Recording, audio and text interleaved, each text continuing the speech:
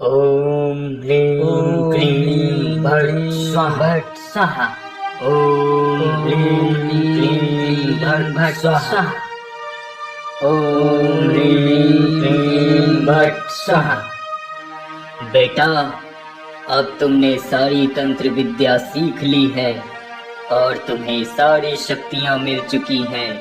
अब तुम एक विद्वान तांत्रिक बन चुके हो। बेटा, इस दिन का मुझे बरसों से इंतजार था। जो मैं ना कर सका वो तुम्हें करना होगा। अपने पिता पर किए गए अत्याचार का बदला लेना होगा तुम्हें। हाँ पिताजी, आप पे हुए अत्याचारों का मैं बदला लूंगा। पर पिताजी, ये कौन लोग हैं जिन्होंने आपके ऊपर अत्याचार किया और क्यों? बेटा, अमरगढ़ राज्य के कुछ लोग और वहां का राजा, जिसने मुझ पे अत्याचार किए और मुझे अमरगढ़ राज्य से निकलवा दिया। उसके बाद मैंने अपने तंत्र ज्ञान को और बढ़ाया और कड़ी तपस्या की, जिससे मैं एक बहुत बड़ा तांत्रिक बन गया।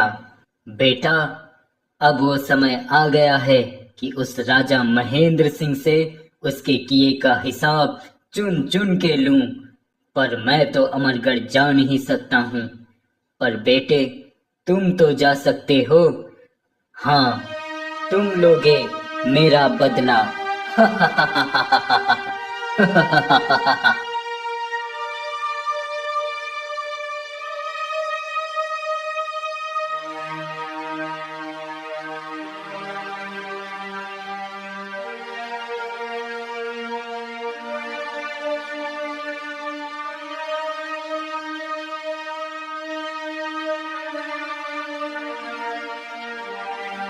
अरे, ये कौन था जो रात के अंधेरे में आया और कुछ फेंक कर चला गया? पता नहीं कौन था, अंधेरे में कुछ दिखा ही नहीं, पर वो क्या फेंक कर गया होगा। तभी वह सैनिक जाकर उस चिट्ठी को उठाते हैं। अरे, ये क्या?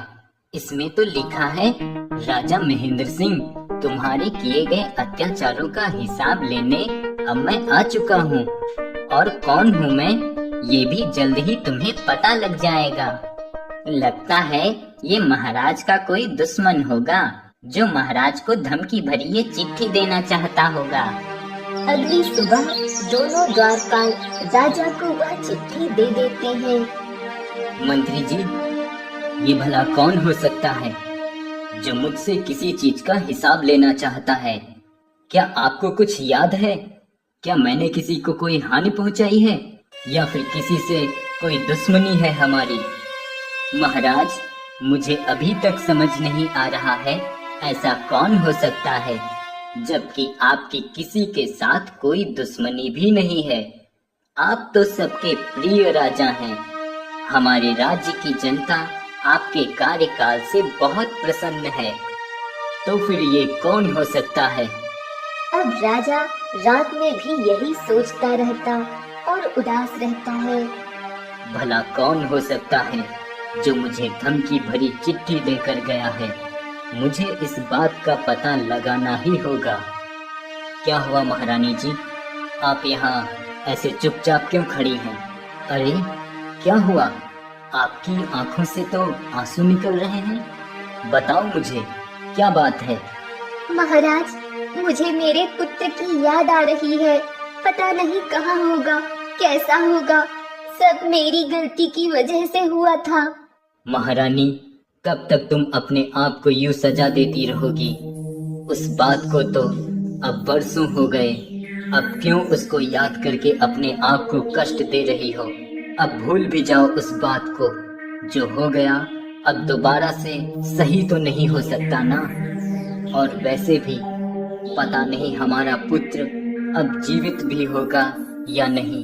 तो फिर क्यों बार बार उस बात के लिए खुद को सजा देती हो?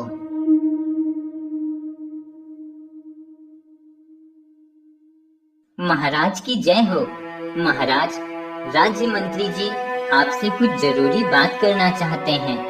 ठीक है, तुम जाओ हम दरबार में आते हैं। महाराज, आज तो दिन में ही कोई काले कपड़े से ढका हुआ घोड़े पे सवार होकर आया और फिर से राजमहल के सामने एक चिट्ठी डाल के चला गया। क्या फिर से चिट्ठी? तो क्या आपने देखा क्या लिखा है उस चिट्ठी में? हाँ महाराज, उस चिट्ठी में लिखा है कि राजा महेंद्र सिंह, अगर अपनी सलामती चाहते हो तो ढींगरा जंगल की सुनहरी गुफा के पास आ जाओ, वरना अपनी मौत के जिम्मेदार तुम खुद होगे। क्या? भला कौन मुझे मारना चाहता है?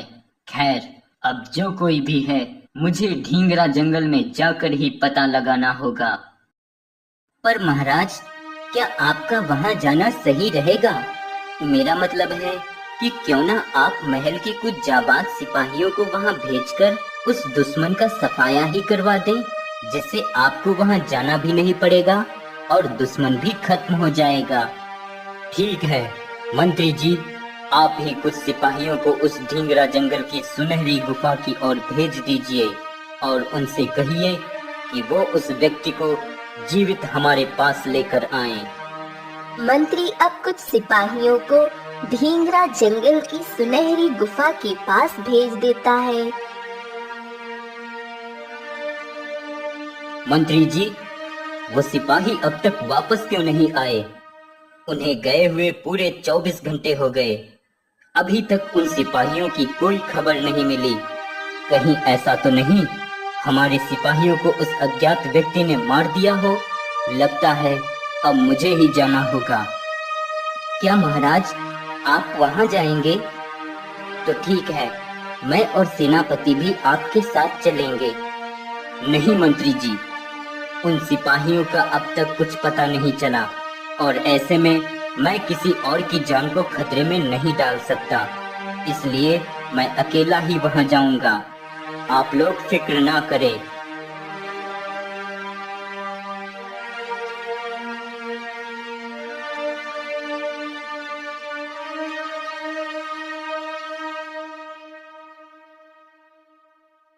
तो आ ही गए राजा साहेब। हाँ, मैं आ गया हूँ, लेकिन तुम कौन हो? तुमको मैंने पहले कभी नहीं देखा, और तुम क्यों मुझे धमकी भरी चिट्ठियां भेजते थे? आखिर क्या मकसद है तुम्हारा? मेरा मकसद है तुम्हें तुम्हारे कर्मों की सजा देना, और आज मेरा वो मकसद पूरा हो जाएगा। मकसद? कैसा मकसद? मेरे किन कर्मों की बात कर रहे हो तुम? मैंने क्या किया है? तुमने किसी पे अत्याचार किए हैं, जिसका बदला अब मैं लूंगा तुमसे राजा साहेब। तैयार हो जाओ अपने कर्मों की सजा भुगतने को। अरे, अब तुझे क्या हो गया? तू क्यों इतना भौंक रहा है? देख नहीं रहा मैं अपने दुश्मन के साथ खड़ा हूँ। मुझे इस राजा के किए कर्मों की सजा देनी है, इसलिए तू चुप हो जा, समझे? रुद्र के कहने पर भी वह कुत्ता चुप नहीं होता है। तुझे क्या हो गया है? तू क्यों नहीं चुप हो रहा है? लगता है तू ऐसे नहीं मानेगा, मुझे ही कुछ करना पड़ेगा।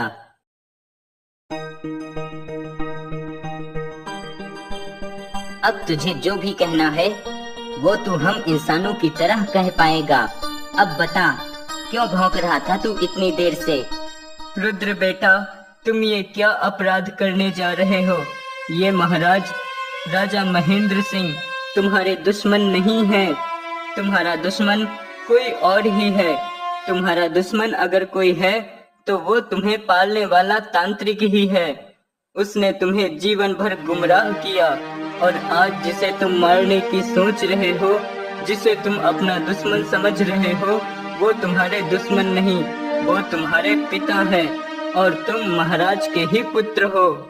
कुत्ते की बात सुनकर राजा और रुद्र दोनों अचंभित रह जाते हैं। क्या ये रुद्र मेरा पुत्र है? क्या बकवास है ये? भला ये मेरे पिता कैसे हो सकते हैं? मेरे पिता तो मेरे साथ रहते हैं और इस समय वो किसी जरूरी काम के लिए कहीं गए हुए हैं। मैं बचपन से ही मेरे पिता के साथ रहा हूँ, तो ऐसा कैसे हो सकता है जरूर तुम झूठ बोल रहे हो। एक कुत्ता होकर तुम इंसानों की तरह झूठ बोलते हो। मैं कुत्ता नहीं हूँ, मैं भी एक इंसान ही हूँ। मुझे कुत्ता बनाया है उस तांत्रिक ने, जिसे तुम अपना पिता समझते हो। क्या? पर ऐसा क्यों? तुम्हें कुत्ता क्यों बनाया? क्योंकि मैं उस तांत्रिक का सारा राज जानता हूँ। क्योंकि जब उसने तुमको चुरा लिया था तब मैंने उसका पीछा किया था, और तब उस तांत्रिक ने मुझे अपनी शक्तियों से कुत्ता बना दिया था। तब से लेकर आज तक मैं कुत्ता बनकर उस तांत्रिक के आसपास ही रहता हूँ कि कब उस तांत्रिक को मुझ पर दया आ जाए और मुझे फिर से इंसान बना दे।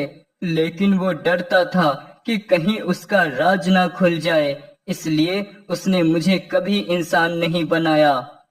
अगर ऐसा है तो मैं तुम्हें तुम्हारे असली रूप में पुनः परिवर्तित करता हूँ। अगर तुम सच में एक इंसान होगे तो तुम इंसान बन जाओगे, नहीं तो तुम यहीं भस्म हो जाओगे। ओम ह्लीं क्लीं भट स्वाहा। जो भी तुम्हारा असली रूप है तुम उसमें परिवर्तित हो जाओ। रुद्र की शक्तियों से कुत्ता अब एक इंसान बन जाता है। अरे मालिक, तुम, इसका मतलब तुम जीवित थे और एक कुत्ता बनकर रह रहे थे। हाँ महाराज, ये बात उस दिन की है जिस दिन आपके पुत्र राजकुमार और महारानी राजकुमार को लेकर राजमहल के पिछले द्वार से निकलकर अकेले ही कुल देवी के मंदिर जा रही थी कि तभी मेरी नजर महारानी पे पड़ी और मैं उनके पीछे जाने लगा।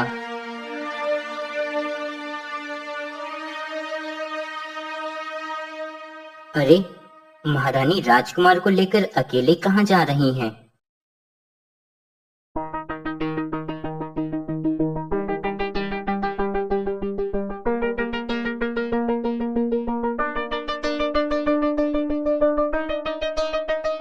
माता रानी, आपकी कृपा से हमें पुत्र की प्राप्ति हुई है, इसलिए मैं अपने पुत्र को लेकर आपके चरणों में आई हूँ। माता रानी, मेरे पुत्र को अपना आशीर्वाद जरूर देना माँ।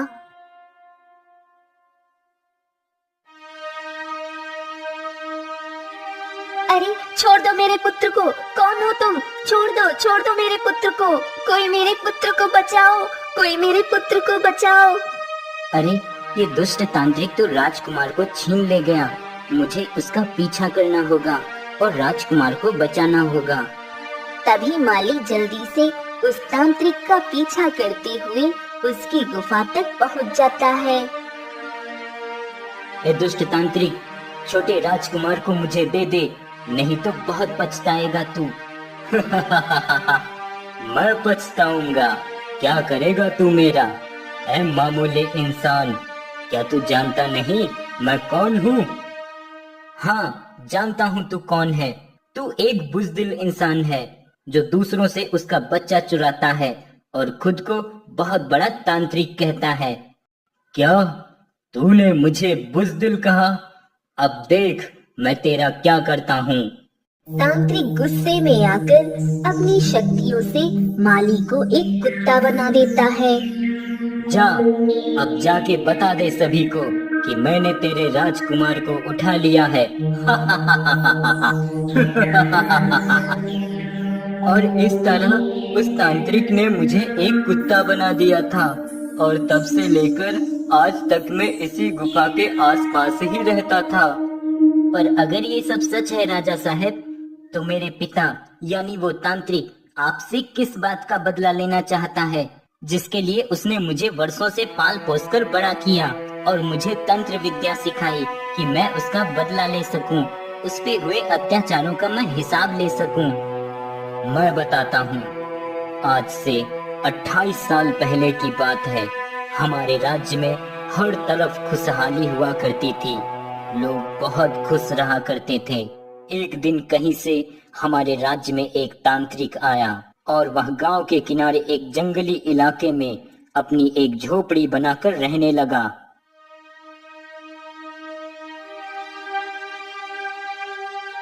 अरे, इस जंगली इलाके में ये झोपड़ी किसकी है?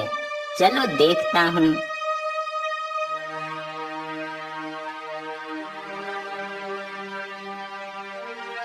अरे ये तो कोई तंत्र मंत्र वाला बाबा लग रहा है। लगता है ये बहुत ही विद्वान होगा। क्यों ना मैं जाकर इस बाबा से अपने बारे में कुछ पूछ लूं। शायद मेरे बारे में ये कुछ अच्छा बता दे। प्रणाम बाबा जी, मैं एक गरीब चरवाहा हूँ। इधर से गुजर रहा था तो आपकी झोपड़ी पे नजर पड़ गई। तभी मैं इधर आ गया और आपको देखा। बाबा जी मुझ पर कृपा कीजिए, मैं बहुत परेशान हूँ। क्या परेशानी है तुझे बच्चा? बोलो, हम सब कुछ सही कर देंगे। बाबा जी मैं रोज दिन रात मेहनत करता हूँ और लोगों के जानवरों को चराता हूँ, जिससे मुझे कुछ पैसे मिल जाया करते हैं। लेकिन बाबा जी उसमें मेरा गुजारा नहीं हो पाता है। कृपया मुझे कोई ऐसा मार्ग बताएं जिससे मैं भी धनवान बन सकूं और मेरे पास भी थोड़ा बहुत धन दौलत आ जाए। हाँ हाँ, तुम जरूर धनवान बनोगे, पर उसके लिए तुम्हें एक कार्य करना होगा जो थोड़ा कठिन तो जरूर है, पर अगर तुमने कर लिया तो तुम्हें धनवान होने से कोई नहीं रोक सकता। क्या मैं धनवान हो सकता हूँ? तो बताइए ना बाबा, क्या है वो कार्य? तुम्हें अगर धनवान बनना है तो तुम्हें धन दान पूजा करवानी होगी, जिसके बाद तुम्हारे धनवान बनने के रास्ते खुल जाएंगे और तुम धनवान बन जाओगे। अच्छा तो बाबा जी बताइए, ये धन दान पूजा कैसे होगी? मैं जरूर करवाऊंगा धन दान पूजा। तो फिर सुनो, तुम्हें अगर धनवान बनना है तो तुम्हें ज्यादा से ज्यादा धन लेकर आना होगा और उस धन को एक लाल कपड़े में बांधकर उसकी पूजा करनी पड़ेगी।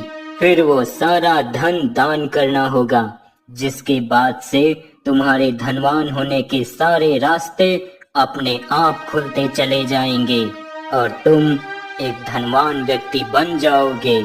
पर बाबा जी मैं ढेर सारा धन कहाँ से लाऊंगा? मेरे पास तो बिल्कुल भी धन नहीं है, तो अब क्या करूँ मैं? बच्चा, अगर तुझे धनवान बनना है तो तुझे धनदान पूजा करवानी ही पड़ेगी, तभी तेरे भाग्य में धन आएगा। और धनवान बनने के लिए तुझे कुछ ना कुछ तो करना ही पड़ेगा। चाहे कुछ भी कर, तेरे भाग्य में बहुत सारा धन है और तू उस धन को तभी पा सकता है जब तू धनदान पूजा करवाएगा। जा, अब जाके धन इकट्ठा करने की सोच और फिर आना। तेरी किस्मत तुझे बहुत कुछ देना चाहती है बच्चा। चरवाहा मंगूलाल वहाँ से चला जाता है और धन इकट्ठा करने के बारे में सोचता रहता है। अब क्या करूं? मैं कैसे इकट्ठा करूं ढेर सारा धन और कैसे करवाऊं धन दान पूजा? लेकिन बाबा जी कह रहे थे कि एक बार अगर मैंने धन दान पूजा करवा लिया तो फिर उसके बाद मेरे पास ढेर सारा धन हो जाएगा। मेरे धनवान होने के रास्ते खुल जाएंगे। तो अब मुझे धन दान पूजा तो करवानी ही पड़ेगी, चाहे कुछ भी हो जाए। मंगू उसी रात गांव के एक सेठ के घर चुपके से घुसकर ढेर सारा धन चुरा लेता है और वहां से फरार हो जाता है। हे भगवान, ये क्या हो गया? मेरा सारा धन कहाँ गायब हो गया? अरे मैं तो लुट गया, बर्बाद हो गया। अब क्या करूं मैं? कहाँ जाऊं? हाय हाय हाय, मैं तो बर्बाद हो गया रे। सेठ जल्दी से राजा के पास उनके राजमहल की ओर भागता है। अरे सिपाही, जल्दी से महाराज को बुलवा दो, मुझे बहुत जरूरी काम से उनसे मिलना है। क्या हुआ सेठ गोपाल नंद? इतनी सुबह सुबह कैसे आना हुआ? महाराज, मेरे घर से किसी ने मेरा सारा धन दौलत चुरा लिया है महाराज मेरी मदद करें, चोर को पकड़वाकर मेरा धन मुझे वापस दिलाकर मुझे न्याय दिलाए महाराज। क्या? ठीक है, हम आपको जरूर न्याय दिलाएंगे और जिसने भी चोरी की होगी उसको भी हम अवश्य ही खोज लेंगे। आप निश्चिंत होकर घर जाइए, बाकी हम देख लेंगे। राजा की बात सुनकर सेठ गोपाल नंद वहाँ से चला जाता है। ये लीजिए बाबा जी, मैं ढेर सारा धन लाया हूँ। अब बस आप वो धन दान पूजा करवा दीजिए, जिससे मैं जल्द से जल्द धनवान हो जाऊं। हाँ हाँ जरूर करूँगा मैं धन दान पूजा। अब तुम ये धन यहीं छोड़ दो और जाओ, मैं पूजा शुरू करता हूँ। तुम अब कल सुबह आना। चरवाहा मंगूलाल वहाँ से चला जाता है। गुप्तचर, पता करो इस राज्य में वो कौन है जिसने सेठ गोपाल नंद के घर पे चोरी की। उस चोर को जल्द से जल्द हमारे सामने लेकर आओ। राजा के आदेश के बाद गुप्तचर पता लगाने के लिए राज्य में भ्रमण करने लगता है। बाबा जी, मुझे जल्दी बताइए, मैं धनवान कब बन जाऊंगा? आपने वो धनदान पूजा कर ली थी ना? हाँ, तुम्हारे लिए धनदान पूजा मैंने कर ली है। बस तुम्हें अब वो करना है जिसके बाद से तुम्हारे भाग्य खुलने वाले हैं। जल्दी बताइए ना बाबा जी, मुझसे अब रहा नहीं जा रहा है। जिस धन को लाकर तुमने वो धनदान पूजा करवाई है, उस धन को अब तुम्हें दान करना होगा। क्या? पर बाबा जी, मैं इतना धन कैसे दान कर सकता हूँ? अगर मैंने ये दान कर दिया तो मैं धनवान कैसे बन पाऊंगा? तुम्हें ये धन दान करना ही पड़ेगा, तभी तुम्हें धन प्राप्ति होगी, वरना नहीं होगी। ठीक है बाबा जी, पर मैं इतना धन कैसे किसी को दान दे सकता हूँ? मैं तो गरीब हूँ और अगर मैंने किसी को धन दान किया तो मैं खतरे में पड़ जाऊंगा। बाबा जी, अब आप ही बताइए मैं क्या करूँ? हाँ, तुम बिल्कुल ठीक कह रहे हो। तो अब एक ही रास्ता बचा है कि तुम ये धन मुझे दान के रूप में दे दो और अपनी पूजा संपन्न करो और धनवान बनो। इससे तुम्हारा काम भी हो जाएगा और किसी को पता भी नहीं चलेगा। चरवाहा मंगूलाल तांत्रिक की बात मानकर वही करता है जो उसे तांत्रिक बताता है। मंगूलाल, अब तुम अपने घर जाओ और किस्मत के दरवाजे खुलने की प्रतीक्षा करो। जल्द ही तुम धनवान बन जाओगे। तो ये माजरा है। चोर ये चरवाहा है और चोरी करवाने वाला ये लालची तांत्रिक। तभी गुप्तचर जाकर राजा साहब को सारी बात बता देता है। क्या कोई तांत्रिक है जो चोरी करवा रहा है? सेनापति, जल्द से जल्द उस तांत्रिक को हमारे सामने पेश किया जाए। नहीं महाराज, पहले हमें ये पता लगाना चाहिए कि उस तांत्रिक ने ही चोरी करवाई थी या उस चरवाहे ने अपनी मर्जी से चोरी की थी। क्या मतलब है आपका मंत्री जी? तो अब हमें क्या करना चाहिए? महाराज, वो सब आप मुझ पर छोड़ दीजिए। ठीक है मंत्री जी, आपको जो भी करना है कीजिए, पर मुझे सच का पता चलना चाहिए, जल्द से जल्द। जी महाराज।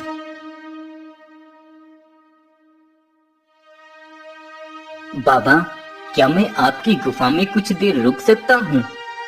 कौन हो तुम और यहाँ क्यों रुकना चाहते हो?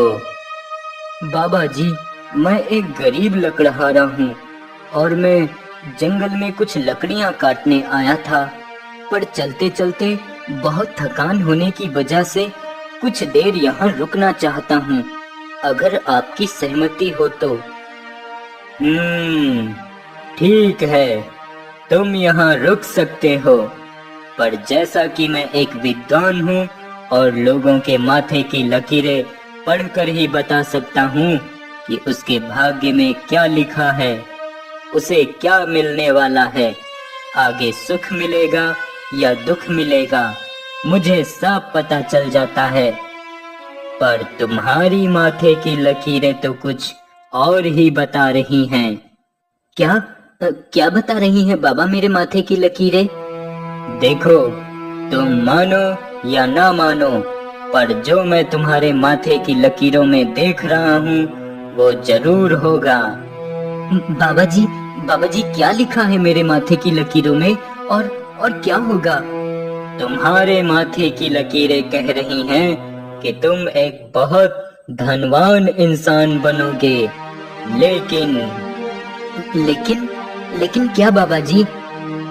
लेकिन उससे पहले तुम्हें धनदान पूजा करवानी पड़ेगी, जिसमें तुम्हें धन दान करना है और खुद की गरीबी को विदा करने का मंत्र जाप करना होगा, जिसके बाद ही तुम्हें धन मिलेगा और इतना धन मिलेगा कि तुम एक बहुत बड़े धनवान इंसान बन जाओगे। पर बाबा जी, मैं तो एक लकड़हारा हूँ, मेरे पास तो कुछ भी नहीं है, तो फिर मैं धन दान कैसे करूँगा? वो सब मैं नहीं जानता कि कैसे करोगे, लेकिन ये जानता हूँ कि अगर करोगे तो तुम्हें धनवान बनने से कोई नहीं रोक सकता। तभी वहाँ पर राजा अपने मंत्री और सेनापति के साथ और गांव के 2 सेठ भी वहाँ आ जाते हैं। अच्छा, तो ये सब तेरा खेल है ढोंगी बाबा। तूने ही उस गरीब चरवाहे को अमीर बनने के सपने दिखाए, जिसके कारण उसने चोरी की, और अब तू एक और चोरी करवाने जा रहा था। अब देख मैं तेरा क्या करता हूँ। तू मेरे राज्य में लोगों को ठगने आया है, मैं तुझे इस राज्य में रहने ही नहीं दूंगा। राजा सभी के सामने ही उस तांत्रिक को खूब फटकार लगाता है और राज्य से बाहर निकाल देता है। और इस तरह उस तांत्रिक को मैंने अपने राज्य से निकलवा दिया था। उसी का बदला लेना चाहता होगा वो तांत्रिक, जिसके लिए उसने तुम्हें चुराया और तुम्हें तंत्र विद्या सिखाई कि तुम अपने ही माता पिता को मार दो और तब उसको सुकून मिले। पर अब ऐसा नहीं होगा पिताजी। अब मैं सच्चाई जान चुका हूँ और मैं देखता हूँ कि कैसे कोई मेरे माता पिता को हानि पहुँचाता है।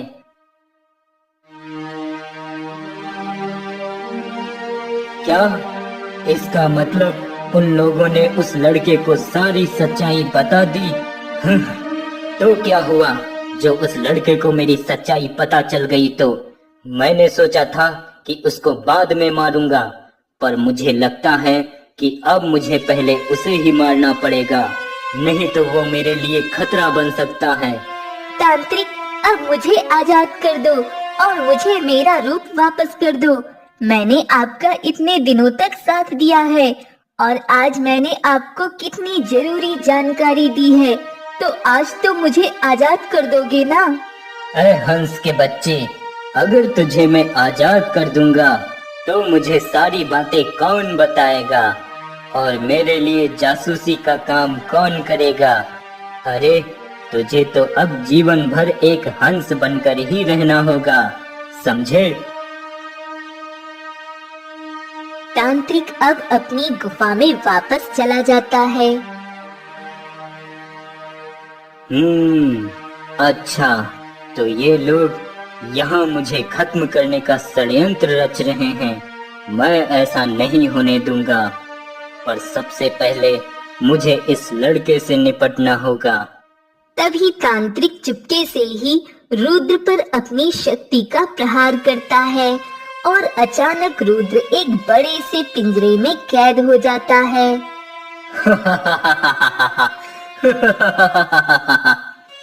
मुझे मारने का षड्यंत्र रच रहे थे, पर ये भूल गए कि अब मैं वो साधारण सा ढोंगी बाबा नहीं, अब मैं एक बहुत बड़ा तांत्रिक हूँ और अब मैं कुछ भी कर सकता हूँ।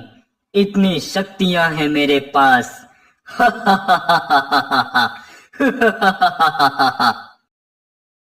और लड़के, तू भी मुझे मारने की सोचने लगा। तुझे मैंने बचपन से पाला है और तू मुझे ही मारेगा। मैं सारा सच जान चुका हूँ और अब मेरे होते हुए तू मेरे पिताजी को कुछ भी नहीं कर सकता। और अगर तूने कुछ करने की सोची भी तो ये मत भूलना कि तूने तंत्र विद्या मुझे भी सिखाई है और मैं भी तंत्र शक्तियां जानता हूँ।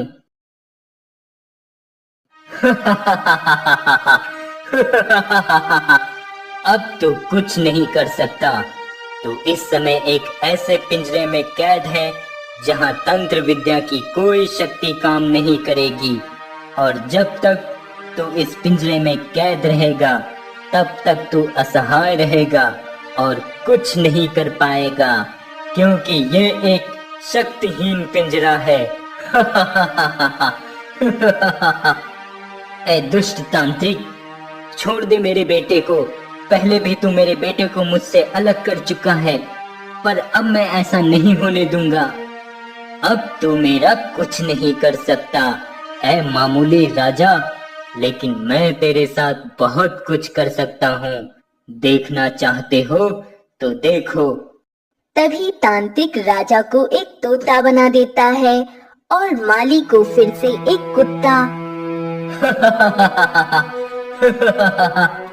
देखा तूने, मैंने तुझे एक राजा से एक तोता बना दिया और अब तू सब कुछ भूल चुका है।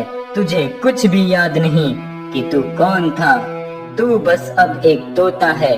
जा, उड़ जा यहाँ से। तांत्रिक के इतना कहते ही तोता वहाँ से उड़ जाता है। ये तूने बहुत गलत किया है। इसकी सजा भी तुझे मिलेगी और वो सजा तुझे मैं दूंगा। हाँ, अब तू कुछ नहीं कर सकता। भूल मत कि जब तक तू इस पिंजरे में कैद है तब तक तू शक्तिहीन है और तू मेरा बाल भी बांका नहीं कर सकता। इतना कहकर तांत्रिक वहाँ से चला जाता है। इस दुष्ट तांत्रिक से अगर छुटकारा पाना है तो मुझे कुछ करना होगा।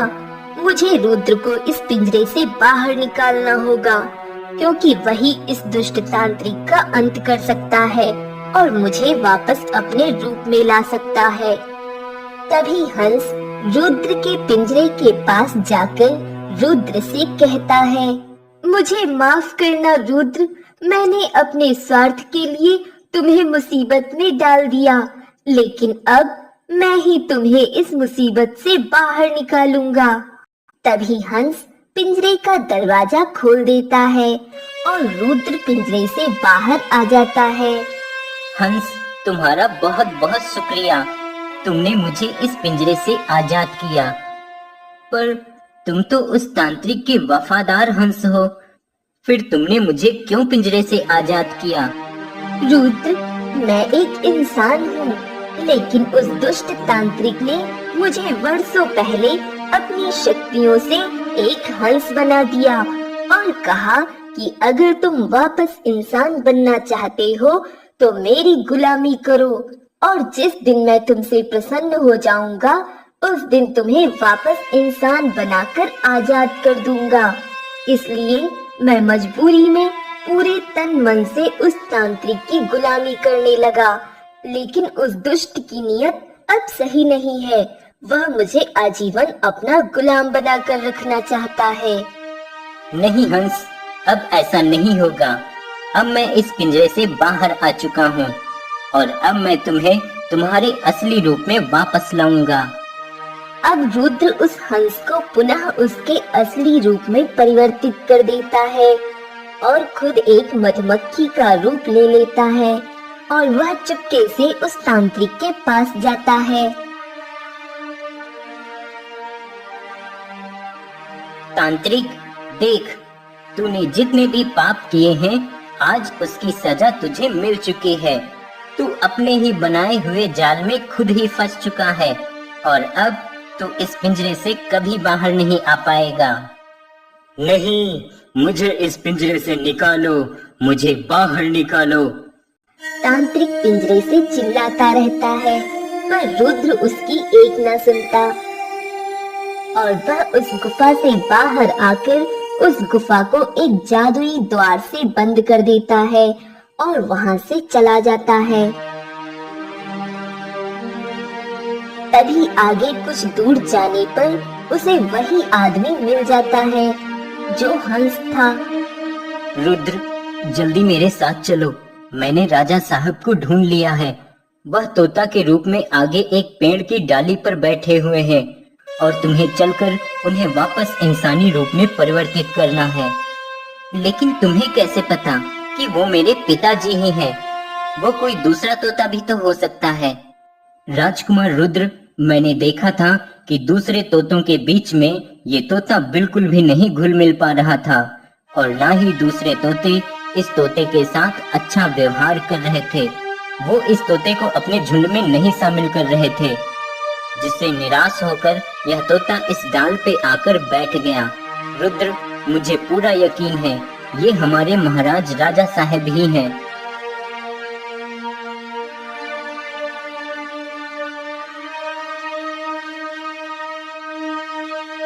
अब रुद्र अपनी शक्ति उस तोते पे छोड़ता है और तोता पुनः अपने असली रूप में परिवर्तित हो जाता है और वह सभी वापस राजमहल चले जाते हैं। महारानी जी, देखो कौन आया है। कौन आया है? ये आपके साथ कौन है? क्या इन्हें मैं जानती हूँ? हाँ, तुम इन्हें जानती हो। बस वर्षों पहले तुमसे बिछड़ गया था ये, लेकिन अब मैं इसे फिर से ले आया हूँ अपने साथ। क्या ये हमारा बेटा है? हाँ, ये तुम्हारा बेटा ही है जो उस तांत्रिक के पास था। तभी रानी की आंखों से आंसू आ जाते हैं और वह अपने बेटे के साथ खूब प्यार करती है और वह सभी अब खुश होकर एक साथ रहने लगते हैं।